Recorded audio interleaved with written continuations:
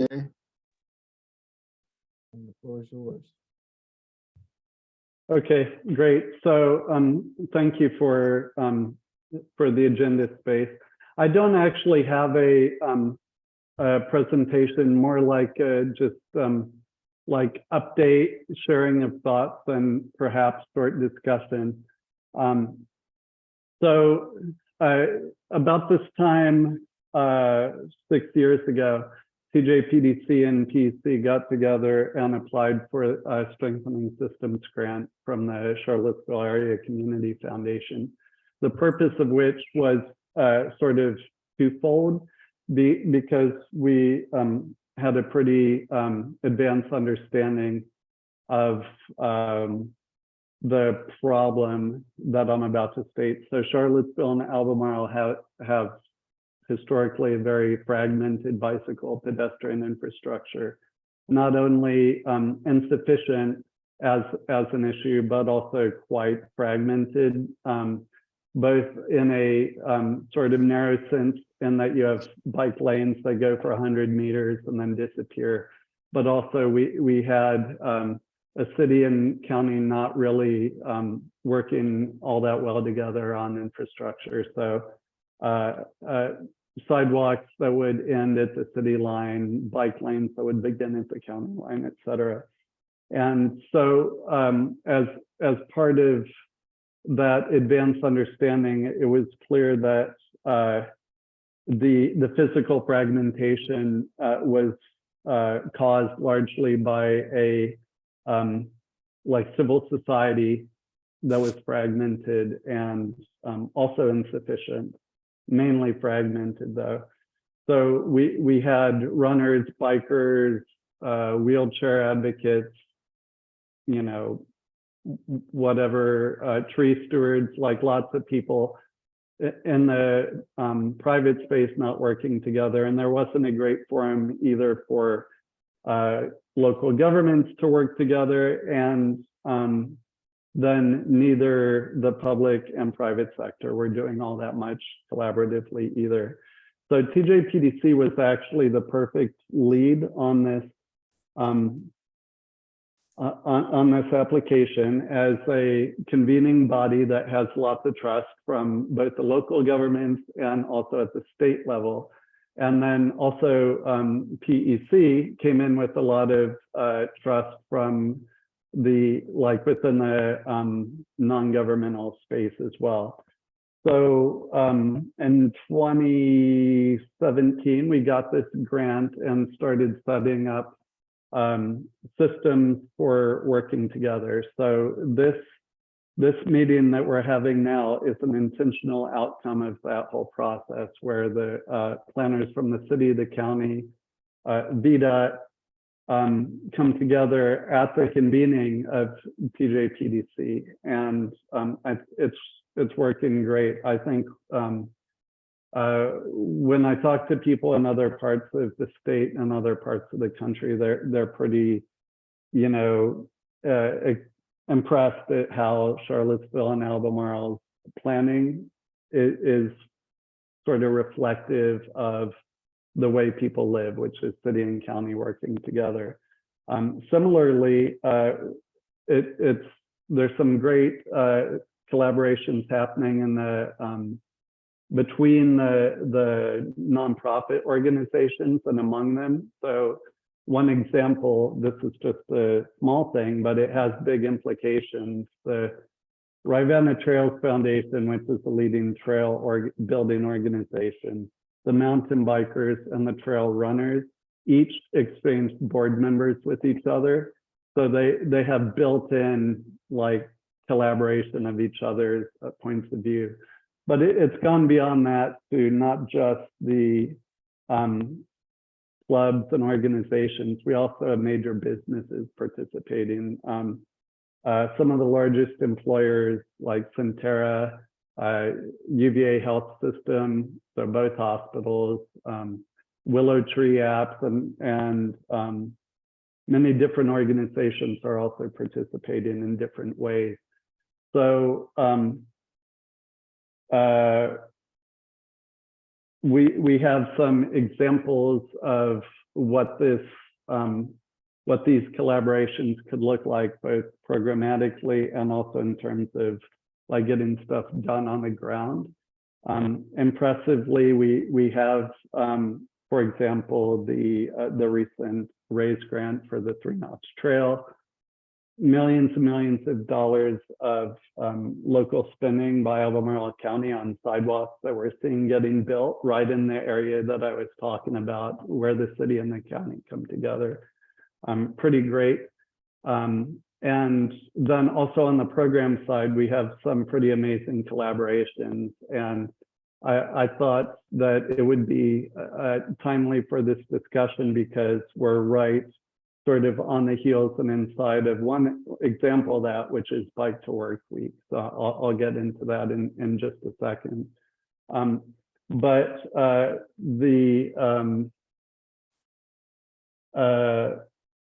want to be, I don't have anything super to share, but I want to be thinking about what the next couple of years of an enhanced, as the Community Foundation calls it, strengthened system, what that looks like and how it'll grow in the future. I love that these monthly convenings are happening. And then the Mobility Alliance is, which is the sort of, if this is a mainly staff-oriented convening that has some participation from the non-governmental sector, the Piedmont Mobility Alliance is sort of the organization version of it, where organizations take the lead with support from government partners. So two sides of the same coin. Excuse me. I would imagine the Mobility Alliance will continue to meet bi-monthly. Perhaps it can move up to monthly. I wanted to let you guys know that from what I'm hearing from people, they're ready to start convening in person in some kind of way. So where those convenings and how they happen are a bit of a open question. Back in the day when they got started, we did it at the Water Street meeting room. So I wanted to just check in with you guys and see if it would be acceptable to have that as an option to convene live meetings in the Water Street Center, subject to the scheduling arrangements and all that. I've also heard some interest in having these meetings convene in a not so governmenty space. So some of the like interesting collaborations have happened, like at the collaborative meetings where tons of people show up, like at the Wool Factory, or even like at the Tonsler Park Rec Center. That would be another option. Or I think a likely candidate for the next Mobility Alliance might be the Wegmans Outdoor Cafe space, because it's like, it's covered, protected, and the meeting will be in June. It should be fine. And the other advantage of that is there are possibilities to combine it with a site visit, like people are interested in walking around. So I'm thinking about that because there's a lot going on with the Biscuit Run connector. PEC has a property adjacent to Biscuit Run that we could visit, and there's the Trail Hub happening. So that's one sort of set of thinking that's happening, and it'll be a sort of theme for discussion in the next Mobility Alliance meeting, which will be in late June, not scheduled yet. And then also I wanted to just sort of touch on this case of Bike to Work Week, which is pretty interesting, and I'm just so excited about what's happening there. So Bike to Work Week used to be something that the city of Charlottesville put on for more than a decade, probably. And it was actually Bike to Work Day. There'd be like what we'd do, there'd be maybe like a swag station and a calendar of events for the month of May. Because the city, this time 6 months ago, didn't really have a solid transportation team, the nonprofit sector sort of took on leadership of having it, specifically myself and a partner who runs Livable Seaville. And that actually turned into a whole week of activities with really robust participation from the nonprofit sector, also the city of Charlottesville, but like incredibly excitingly, Albemarle County has really jumped on this, as well as TJPDC via, you know, Sarah and Rideshare and the rest of TJPDC. So we've had several events with hundreds of participants. We had a kickoff with more than 50 attendees. We had free drink tickets for everybody that arrived on a bike, and we easily dispersed all of those. I had more than 50 people, media coverage. Then the following morning, Tuesday, we had a bike bus. PEC and TJPDC co-staffed a cyclist encouragement station. And by the way, we used the opportunity to do a bike count, which was good. And we were surprised there were more than 50 cyclists on Water Street. I don't know that I'd really thought of Water Street as a heavy cycling route. But I think it's an example of if you build the infrastructure, people will use it. So with the Water Street Coal Tower Trail, after the Belmont Bridge gets built, it's going to be great and even better. Yesterday and by the way, UVA has I didn't even mention them. UVA Sustainability has had 3 separate bicycle support stations.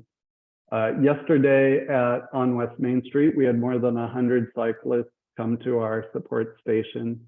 The UVA hospital site had more than 50 cyclists come up and get a Danish and free bike bell and the other things we're giving away. Today at the county office building, we were ready to pack up and go home at 7:30. We didn't see a single cyclist, but Alberic stuck with it. He wasn't letting us leave and went in and got a table. And I think we had a decent number of people come up. It was actually, I was thinking to myself at the time, well, you want to push yourself, you don't want to succeed everything. Like if you want to fail a little bit, that means that you're trying hard. But that station didn't fail. How many people would you say came by, Alberic? Maybe like after you left, we had even a few more come by. So I think people who came by on bikes, I would say at least 20. Yeah. And we had a bunch of people who biked past and acknowledged us. We're like, I gotta go to work. So we had like, there were some people who definitely saw it and acknowledged that like we exist as an entity, but didn't stop by. But I think at the table we had, usually about like, 2 to 3 people at a time usually there. And then just overall, I'd say about 20, which I think was a success because it is a busy intersection and it's not the easiest thing to access if you're across at Millie's or something like that. But people came by, so it was awesome. Yeah. So like if our stretch one has like 20 to 30 people, I think that's awesome. And then this afternoon, evening, the county's hosting an e-bike demonstration, which I think in our localities, when we do our focus groups about cycling, obviously the biggest barrier people find is infrastructure, lack thereof. Second biggest is infrastructure, lack thereof. Third is infrastructure, lack thereof. But we also have other obstacles that Amsterdam doesn't have. We've got hills, we've got heat, we've got some distances, and e-bikes are really a key that can unlock a lot of those barriers, as well as having cyclists able to move in a shared infrastructure environment, which I think is the reality. We're going to have a lot of that. So super exciting. And that was a fine example of just modeling good cooperation with like good results and, you know, happy citizens. So I guess that was sort of my a bit impressionistic thing. Then we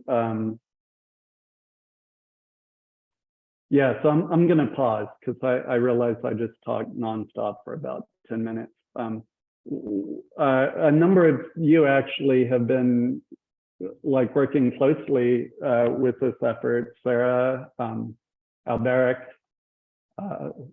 Lucinda, any thoughts so far? I guess, Sarah, thank you again for the rideshare stuff. That was, people enjoyed the little snap thingies, especially. I haven't been able to go to all the events just because this week has been difficult with board supervisor stuff I had to do. But I think so far from what I've heard, I mean, you said the bike bus had 50 people, or 150 people. No, the station that supported the bike bus had 50. The bike bus itself had like 10 people total. That's still good. I mean, I'm impressed, and I think this is exceeded my expectations, especially for a first time doing this and kind of starting in February from just like, we should maybe do this as a thing we could try to do as a goal, which was it felt very loose at the time. And I was like, okay, I could see this, you know, we talk about it, but seeing it actually come off the ground and be successful, and with the e-bike demo at 4 o'clock to 6 o'clock today in the county parking lot, you should be there. I think that'll be a good way to kind of cap off the whole event, which is like a demonstration of like, here are a bunch of people who, for them, e-bikes is like what, like including me, is how they get around most of the time. And to show people, including staff at the county building here, like if you live nearby, like this is a really viable way to get around town, and, you know, kind of share just the experiences I've had and other people have had doing that. And overall, Charlottesville and the e-bike, it's pretty easy to get around most places. I won't bike down Fifth Street because I have some, you know, survival instincts just a little bit. And then I won't go to UVA, but otherwise I think that it'll be a good place to really showcase how, you know, the county supports biking, and that, you know, there are places to bike in the city, and that there are ways to get around as well. So I'm excited for it, and I think it's been a great week. Yeah, I will just echo those sentiments. I have been so impressed with what has been put together this week. I was sharing it with my program manager at DRPT, and she was also thrilled and impressed with it. And, you know, there's been a lot of hard work, but I can totally see how this program will grow. And I think it's been a really fun partnership for most of us who have been working on it. And yeah, the turnout's been great. And I'm excited to try an e-bike this afternoon. I've never tried one before, so I'm gonna pop over and do that. Yeah, thank you, Sarah. And like I think rideshare, it's so such a perfect complement, really, because of many of the concerns that cyclists have are exactly solved with rideshare. So for example, the guaranteed ride home is something that makes cycling completely viable. I know that that's actually one of the reasons my wife is willing to bike commute, because she knows that like if it's raining or some horrible thing breaks out, she's not stuck there at her office.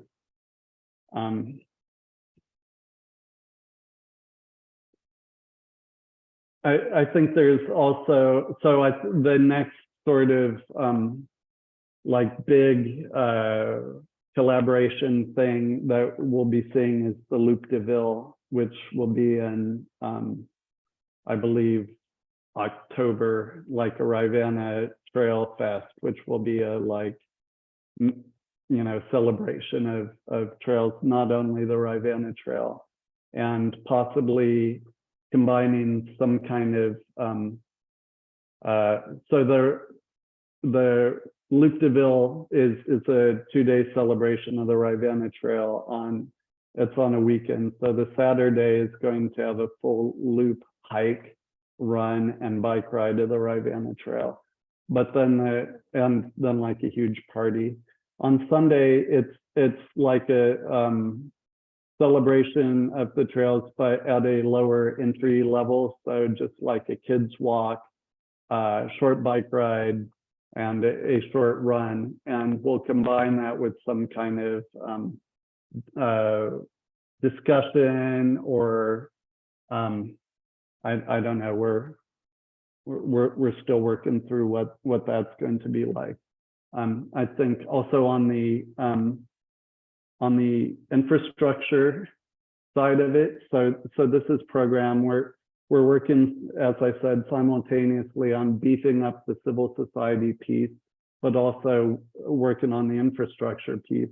I think that there are certain projects we can't go robust with everything, but certain projects have deeper, more intense collaboration. And I think some examples of that are going to be the, first of all, the 3-notch trail feasibility study. That'll have a lot of public participation baked into it. The Safe Streets for All grant is going to be a great opportunity for lots of collaboration. And that's going to be interesting to see how the different localities have like a little bit different flavors of what they're doing with that grant, and also different flavors of what the community engagement might look like for each of those. And then sort of more targeted specific projects like the Trail Hub.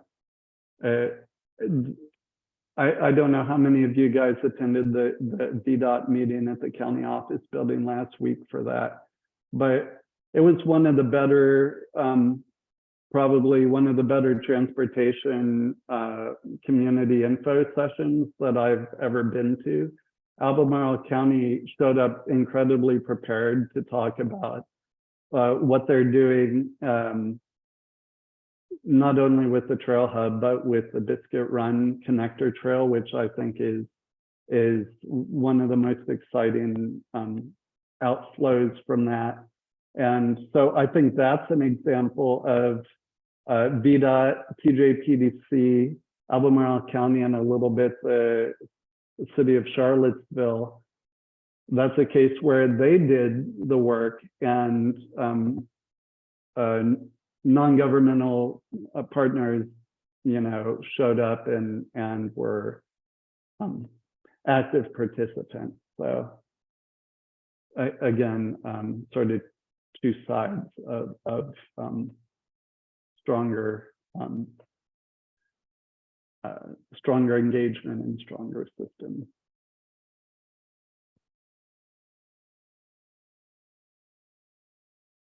So that's I think pretty much what I had just now.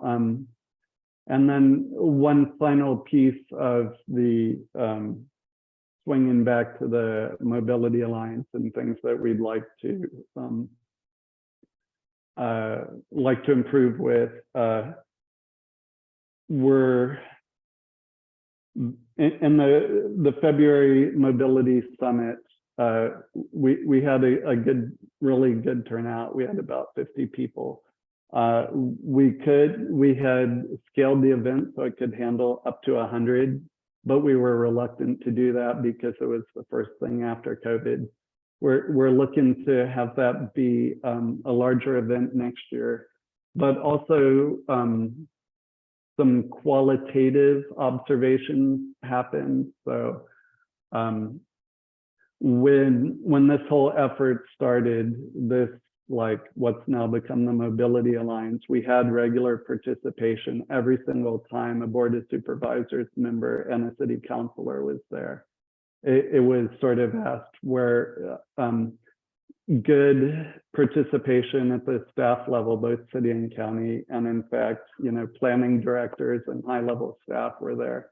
But what about elected officials? So we're going to try to pull in, planning commission members, other elected officials, to get them more involved, because when we were working, it was really helpful for us to, this is something that we can do in an advocacy space that's harder for you all to do in a staff space, is we could, within our deliberations, have information about like what is the thinking inside the Board of Supervisors, or what is the thinking inside City Council these days on a given question.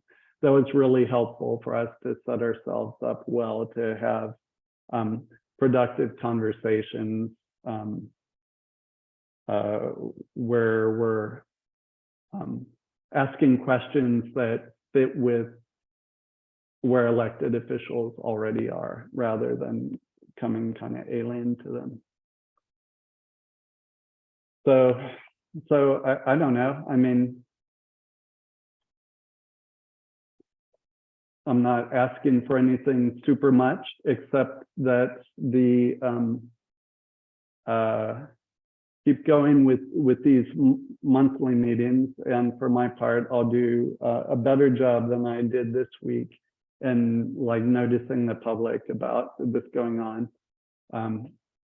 Honestly, I didn't want to tell them, you must go to our bike day table, you must go to the e-bike table, and you must go to the city county VDOT TJPDC bike ped planning meeting, because that would be like 8 hours of their time and they'd get fired for missing that much time from work. So. Well, thanks, Peter, for that. I appreciate you coming and sharing. I thought I saw David hand icon up about 15 minutes ago. Wait,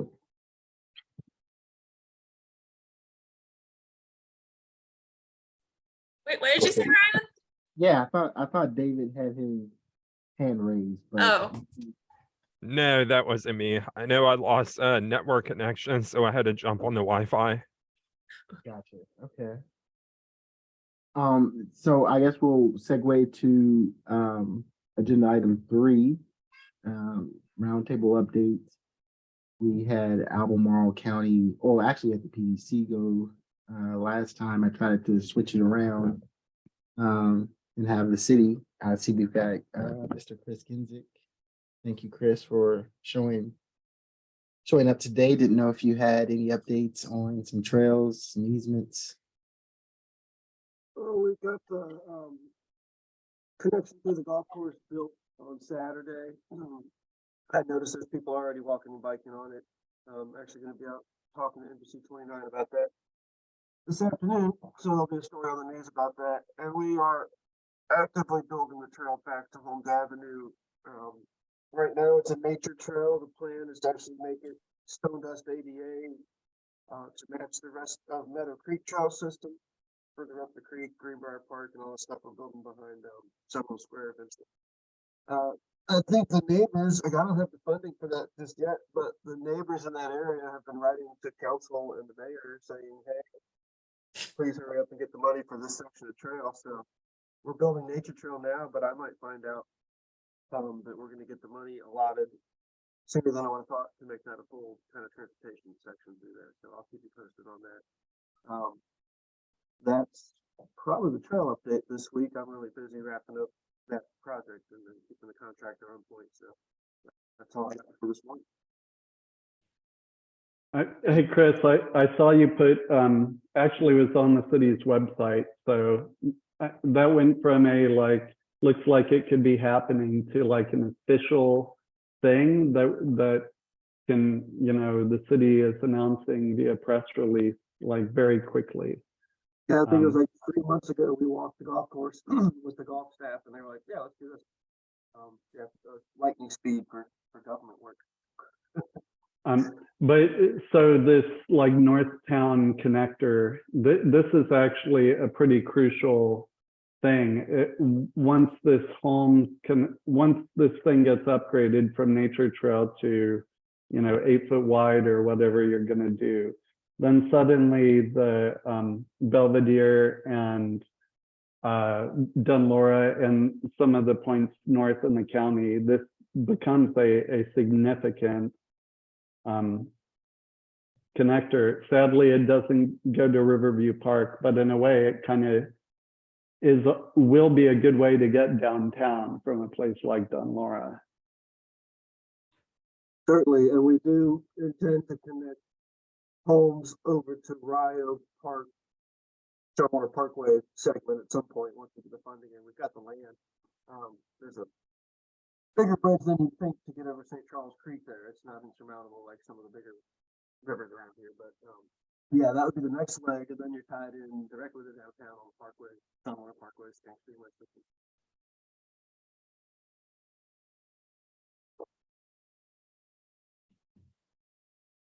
Thank you, Chris. At some point, yeah, I would like to probably get up with you just so I can visually see where all these connections are. I know that Curtis has been doing some work and helping me out with one map. And yeah, I think it will be great to sort of keep up to date with what all you and what all Dan, what all you've been doing. Sounds really great. Yeah, let's try to do that before July when it's really hot. But yeah, I'm happy to go out. The contractor's building this piece, getting towards Holmes Avenue. He should be done with the first leg of that in about 2 weeks. And maybe if you want to, we can set a calendar date and maybe just take a walk on that Meadow Creek section and kind of show you what's here now and what's proposed and what's on the agenda. That would be a good start because Meadow Creek's probably got the most under construction, about to be under construction, in planning. The land's all in hand and become the first linear greenway that's really connected. Morse Creek is a slower process right there. Yeah, Chris, that sounds great. Yeah, this is actually one of the other sort of learnings and feedbacks that we've gotten. And so that's why I'm changing the Mobility Alliance meetings a little bit, is having multiple ways of communicating what's happening. So like, we sort of have these updates. Sometimes we'll pull up like Google Maps on the Zoom call or whatever. But what about also going out on site and walking stuff? What about like rolling out big sheets of paper and drawing on, maps? And I think because of the pandemic, we used to do that stuff a lot, and we're not doing it as much anymore. And I think it would be super like invigorating to sit down and say like, look, here on this map, there's this thing, there's this gap, it's pretty small, like, let's go solve that. Like, so, or it's getting solved. And then to that point, Pete, I just remembered, I might have our National Trails Day event just be a walk on that new section of trail at the golf course in Meadow Creek, because it'll all be pretty much in place by then. I haven't officially announced that, but it would just be a casual morning walk. No volunteer work needed. We'll just take a stroll. So you might see an announcement on that. That is 2 Saturdays out, I think, National Trails Day. That's awesome. Let us know if we can support it. For example, like if perhaps host an event at one of the Penn Park picnic pavilions or something like that.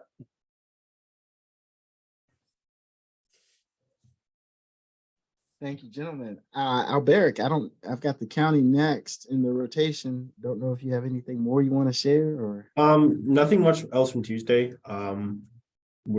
I presented to the board last night for secondary road improvements. Peter commented on that. That was fun to hear his voice there. I was like, oh my God, it's Peter Krebs. That was just for paving rural rustic roads. So I assume in the future, we're probably gonna have discussions about this, just because there has been a lot of talk from Peter and from, commissioners and stuff and other groups about, some of the negatives when it comes to paving these roads and getting rid of the gravel. And there's also some positives to paving roads. It's, very convoluted. Otherwise, no real updates from Tuesday with the same stuff with the comp plan and prioritization. That's all moving forward. And then otherwise,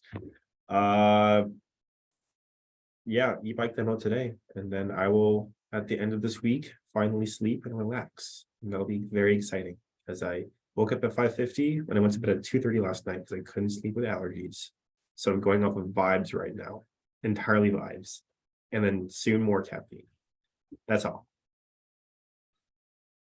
Alberic, would you mind explaining a little bit what you and Kevin were talking about with the Brickmar extension and where that's going? That's actually just day before yesterday. Somebody said, "What's going on with the Brickmar extension?" And I'm like, I ask Albemarle County. I don't. So the Berkmore extension, basically is the price has been raised from, I think it was 11 million, and VDOT came back with their new estimate. It was like, it's going to cost $17 million to build that little stretch from where it ends now, just, I guess, northwest of Target, to connect to Airport Road and Lewis and Clark Drive will be a roundabout there as well. So it'll extend and then it'll end the roundabout at that intersection. And right now there is a shortfall in the funding, and we're using telefee funds, which are essentially our funds that we get when utility companies, they pay VDOT a fee to have their infrastructure within VDOT right away. That's where the funds come from, and that we're going to be using those funds to make up some of the shortfall for Berkmar Extended.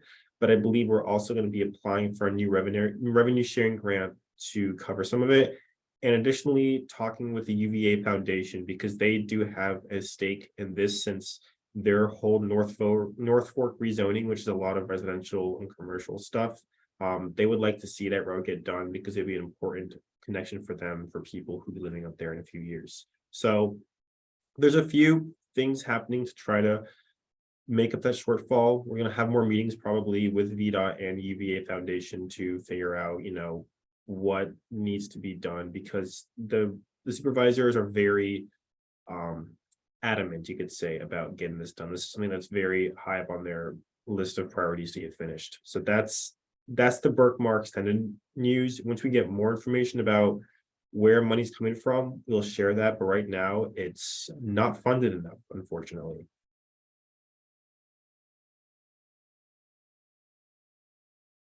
Thanks, Alberic. I will go now to Mr. David Cook. Glad that you were able to join us.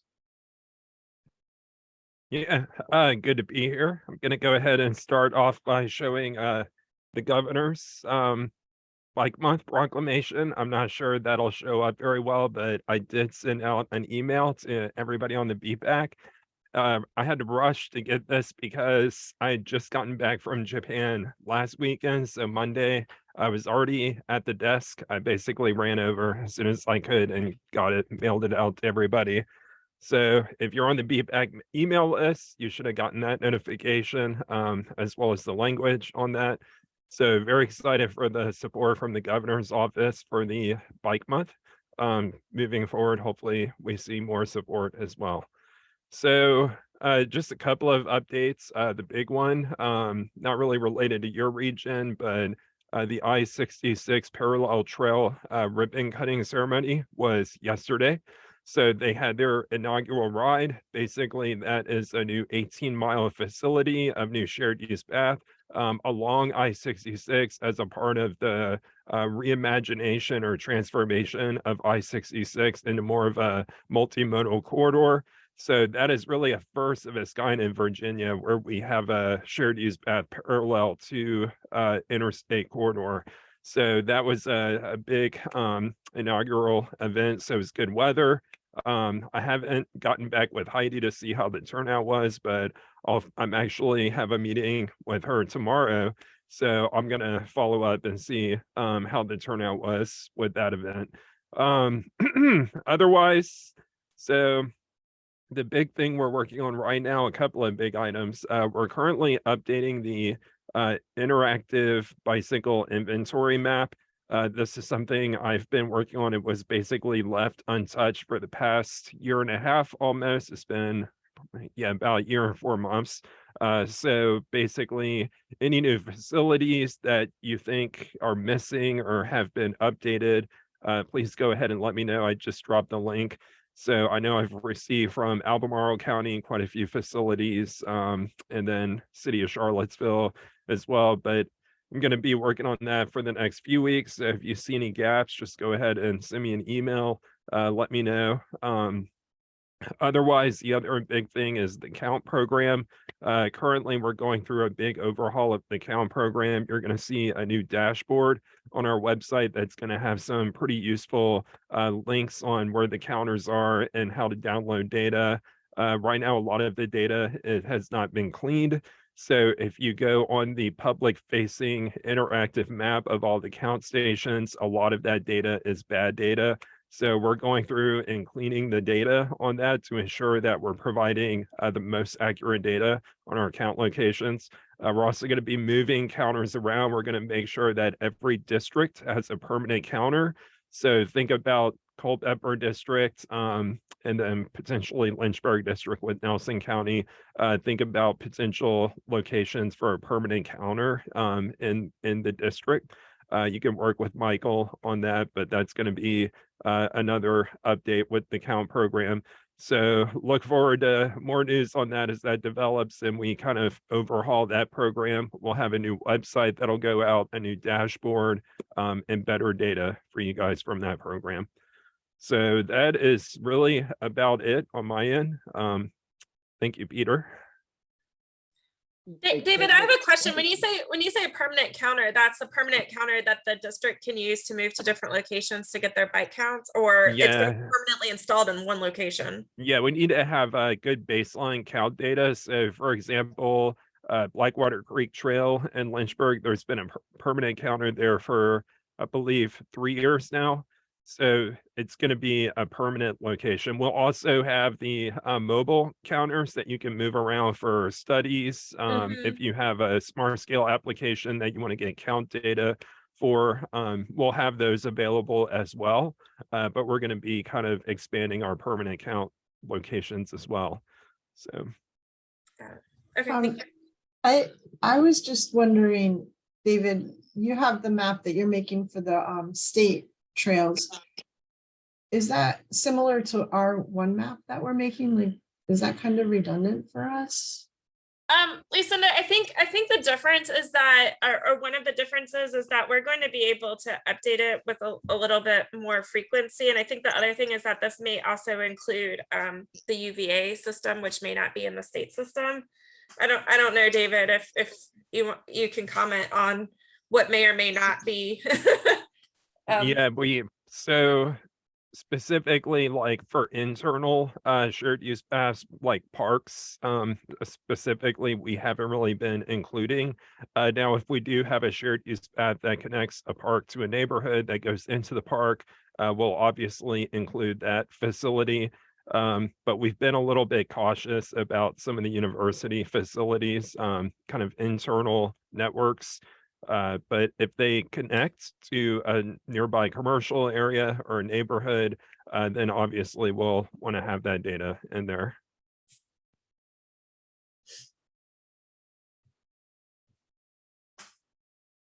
Thanks. Yep. Yeah, thanks.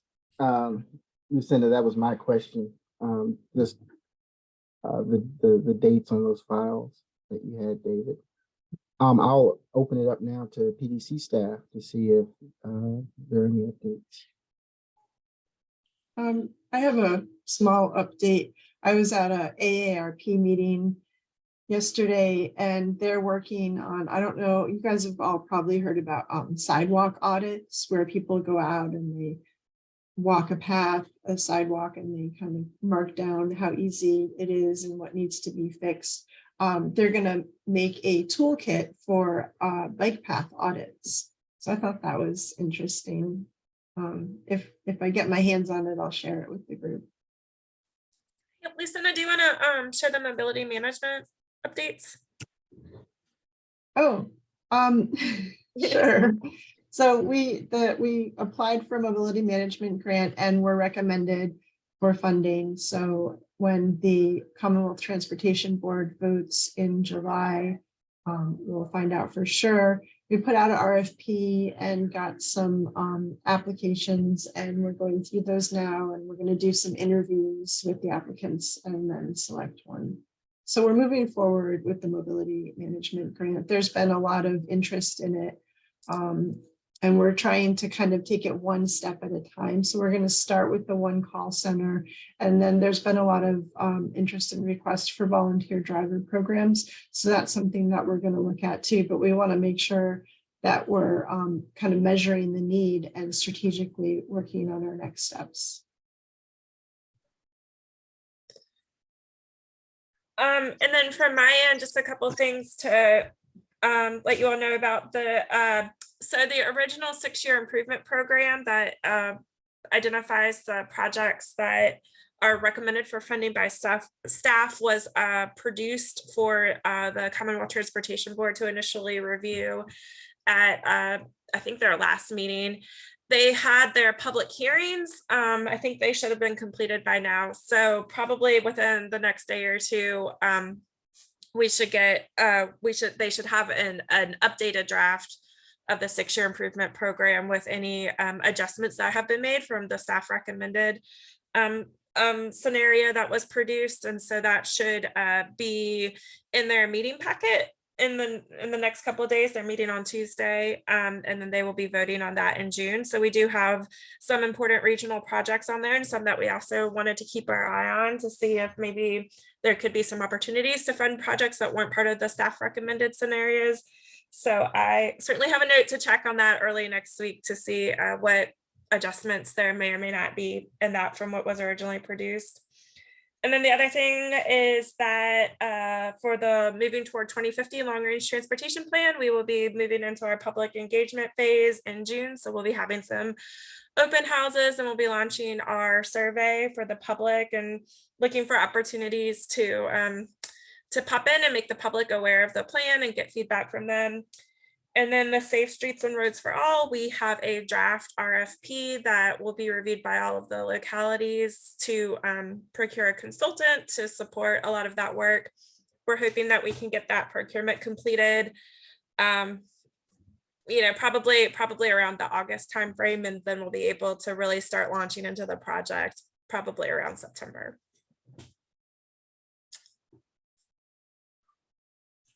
Great, thanks, Sandy.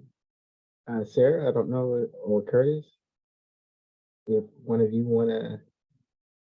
I have just a couple of very quick things. Obviously, we've been having a lot of fun with Bike to Work Week, and Bike Month continues for the statewide initiative after this week ends. Anyone who logs a bike trip throughout the entire month of May will be entered automatically for a drawing for a $100 gift card that the state is giving away. So that's very exciting. In addition to that, we are working on a media content library. We had put out an RFP and have secured a contract with that, and we'll begin doing some video and still photography shoots coming up. That way we'll have some a little bit more robust materials to draw from for our marketing of the rideshare program. And then also on the horizon, which will be here before you know it with the new fiscal year, we are looking to start doing a 6-year strategic plan for rideshare. So we will be working and probably putting together an RFP for consultants that will be helping us with that. And we'll be doing that in conjunction with our rideshare partners at the Central Shenandoah PDC. So stay tuned for more information from that. I'm sure there will be some opportunities for some input with stakeholder groups and things. So you'll hear more about that in the future. Great, thanks, Sarah. Well, there are no members of the public here, so I think that will conclude today's meeting. Thanks for coming. Everyone. Thank you all.